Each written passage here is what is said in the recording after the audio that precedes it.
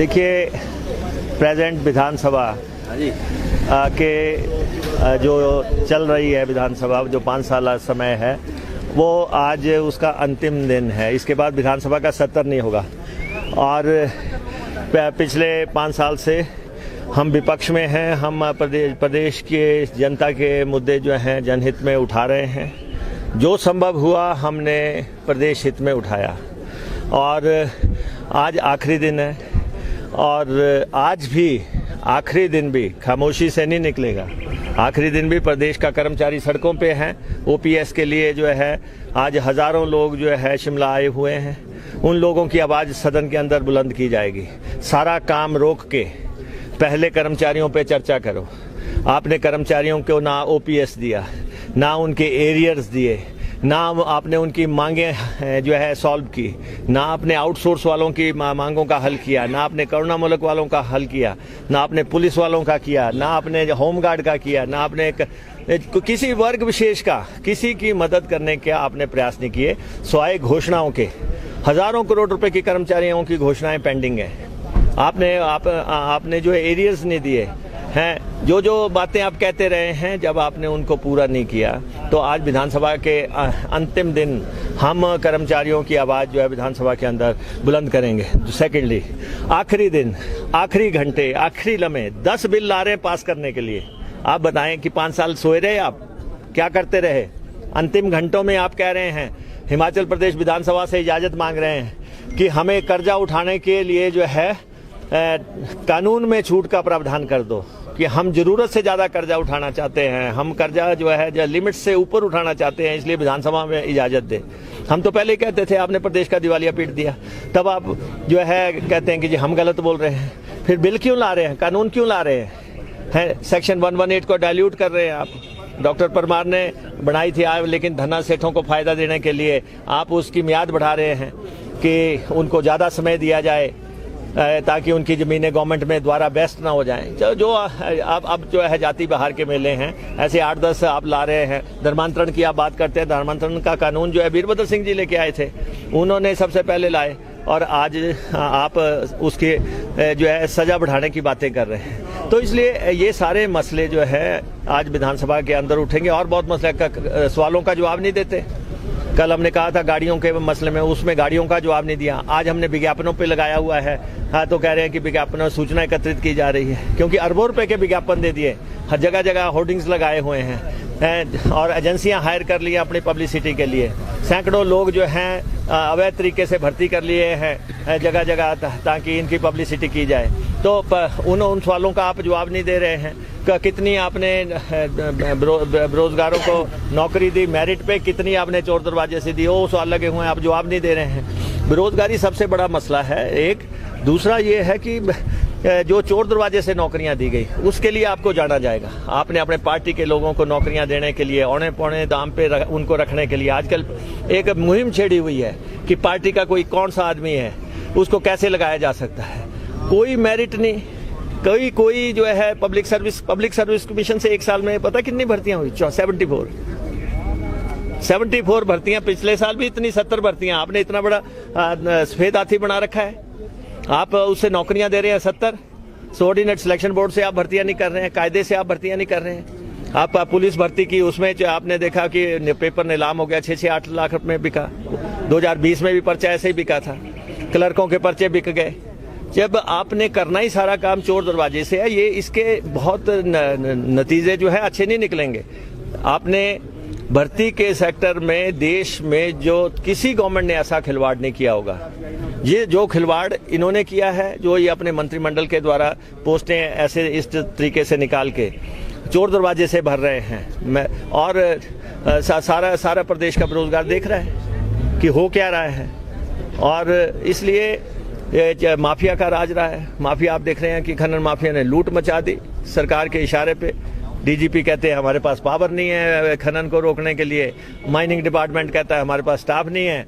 और एक सिग्नल दिया हुआ है कि जी आप जितना उठा सकते उठाओ। 8 टन के टिप्पर में 60 टन लेके जा रहे हैं। एक दिन में हजार टिप्पर जो है सड़कों पे निकला हुआ है। पूरे उत्तर भारत में जो है ये बिक रहे हैं और इनके लोग लूट मचा रहे हैं। इनके वाइस चेयरमैन, इनके चेयरमैन, ये सब लोग तो शामिल हैं। इनके जिन लोगों को इन्होंने कुर्सियां दी हुई हैं वो काम क्या करवा रहे हैं? कहीं शराब बिकवा रहे हैं, कभी कहीं रेता बिकवा रहे हैं, कहीं पे बजरी बिकवा रहे हैं। तो यह जो कबाड़ माफिया 2,000-2,500 करोड़ के एम्पायर है, वहाँ देखो कौन लोग काम कर रहे हैं। वहाँ पे चिट्ठियाँ जा रही हैं कि फलां बंदे को काम दिया जाए। हर तरह का माफिया सक्रिय रहा। महंगाई पे कोई अंकुश नहीं लगाया।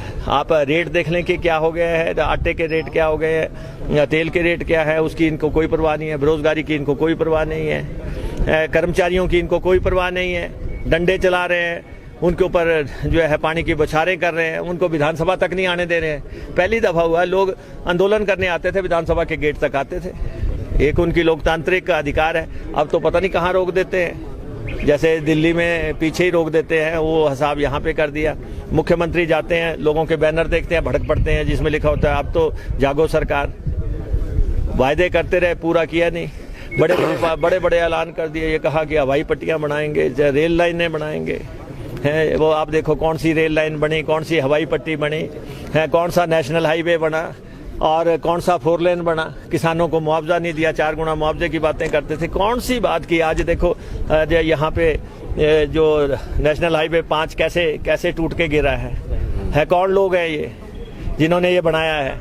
इधर आप देखो एक पुल मंडी को जाते समय गिरा था, आज दिन तक उसकी दोबारा शुरुआत नहीं हो सकी। सरकार के एजेंडा ही अलग है सरकार, और लेकिन समय खत्म हो गया। कहते हैं ना, आपका समय समाप्त हुआ और आज अंतिम दिन है, वो समय समाप्त है और विधानसभा का इसके बाद सत्र नहीं होना है। हमसे जनता के हित में जो हो पाया वो किया है। प्रदेश में सरकार बदलेगी। 70-80 दिन के बाद सरकार बदलो, हालात बदलो का नारा हमने जनता को दिया है। हालात तभी बदलेंगे जब सरकार बदलेगी। सर, एनपीएस की बात कर रहे थे। इनका ये कहना है कि एनपीएस के जो जहां पर कांग्रेस जो राज्य जहां पर सत्ता हुआ उन्होंने बहाल करने की बात की है, पर केंद्र से वो मदद मांग रहे हैं। तो ये सिर्फ कांग्रेस के हिमाचल की बात करें तो लोगों को सिर्फ गुमराह यहाँ पर कर रही है एनपीएस के नाम पर। सिर्फ देखो, एक बात तो मैं आपको स्पष्ट कर देता हूँ कि ये जो पेंशन बंद की, ये अटल बिहारी वाजपेयी जी की सरकार थी। वाजपेयी जी के समय में ये पेंशन बंद हुई और राज्यों को विवश किया गया कि आप भी पेंशन नहीं देंगे, बड़ा स्पष्ट कर दिया था। उसके बाद जो है एनपीएस शुरू हो गया, उसमें लोगों का सरकार का शेयर और कर्मचारियों का शेयर जमा है। राजस्थान और छत्तीसगढ़ की सरकारों ने क्या कहा कि जो हमारा पैसा आपके पास जमा आप हमें दे दो।